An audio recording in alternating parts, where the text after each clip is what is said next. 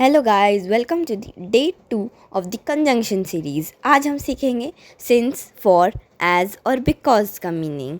हम उन्हें कंजंक्शंस की तरह कैसे यूज़ करते हैं। ओके, सो हम इनके एग्जांपल्स भी देखेंगे और उससे पहले कुछ रूल्स होते हैं। Okay, let's get started.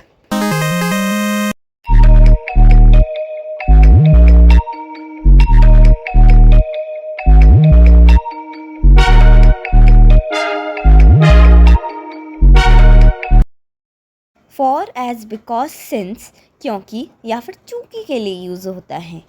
अब हम देखेंगे फॉर, एज, बिकॉज, सिंस क्योंकि के लिए कब यूज़ होता है और चूँकि के लिए कब और कहाँ पर यूज़ होता है। स्टार्टिंग में कौन सा यूज़ होता है और मिडल में कौन सा यूज़ होता है। Let's see the rules. किसी वाक्य में क्योंकि या चूँकि के लिए फॉर, एज, बिकॉज और सिंस में से किसी एक का प्रयोग किया जा सकता है। बिकॉज मिडल में होता है, सिंस बिगिनिंग में होता है, शुरुआत में। फॉर और एज मिडल और बिगिनिंग दोनों में ही हम यूज़ कर सकते हैं। लेट अस सी सम एग्जाम्पल्स। चूँकि मैं बीमार था इसलिए मैं नहीं आया। अब चूँकि स्टार्टिंग में हुआ है तो सिंस, एज और फॉर का ही हम यूज़ करते हैं। बिकॉज का नहीं, क्योंकि वो स्टार्टिंग में नहीं मिडिल में लगता है। Since I was unwell so I didn't come. As I was unwell so I didn't कम।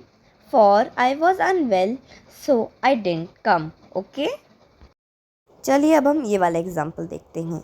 मैं नहीं आया क्योंकि मैं बीमार था। I didn't come because I was unwell. I didn't come as I was unwell. I didn't come for I was unwell. यहाँ इस example में हम दो चीज़ें सीखेंगे। पहली, यहाँ पे क्योंकि बीच में आया है तो इसमें सेंस नहीं आएगा, क्योंकि सेंस बिगिनिंग में यूज़ होता है। और दूसरी, जब भी हम कंजंक्शंस की तरह फॉर को यूज़ करेंगे तब हम उससे पहले कॉमा लगाएंगे। Just like you can see, I didn't come then comma for I was unwell. Okay, तो हम हमेशा ये करेंगे। Don't make this grammatical mistake. Okay, so I hope आपको सिंस, फॉर, एज और बिकॉज का कॉन्सेप्ट अच्छे से समझ में आ गया होगा।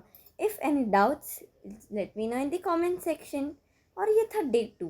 अगर डे 1 चाहिए तो उसकी लिंक भी है कमेंट सेक्शन में। Okay, if you want something new, follow for more.